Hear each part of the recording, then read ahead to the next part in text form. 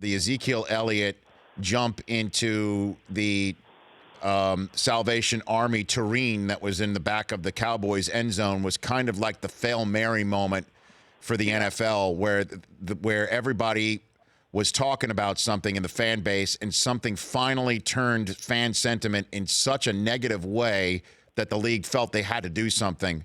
But then I'm seeing the commissioner spoke to 80 some odd guys over the non-playing season over the course of this. What's the genesis of the change of heart here on celebrations, Albert? Okay, so I think it's two things. One, common sense, right? Like, I think when we saw the Zeke celebration, we all knew, like, yeah, that might be outside the, definition of the rule, but, I mean, come on. So there's a common sense element to this.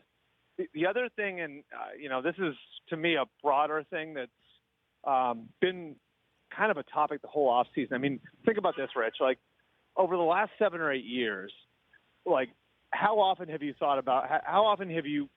felt like the players and the owners and the league and the commissioner were all on the same page? Not very often, right? Right. Like, almost never since the lockout. It just feels like they've always been at each other's throats. And this is part of a concerted effort by the commissioner and the league to try to give the players some ownership back in the game and try to say to them, this is your game too. We're all doing well. This is a partnership, and we want to start working in that direction. And to me, the celebration thing is what it is. It'll make the game more fun. There's a common sense element. But I think the kind of bigger, broader story here is the league trying now to make it so the players know, hey, you're our partners here, and we think it makes sense to work together on things like this. And I think you're going to see more of that going forward, too, beyond just, the celebration thing or having Brandon Marshall at the owners' meetings in March.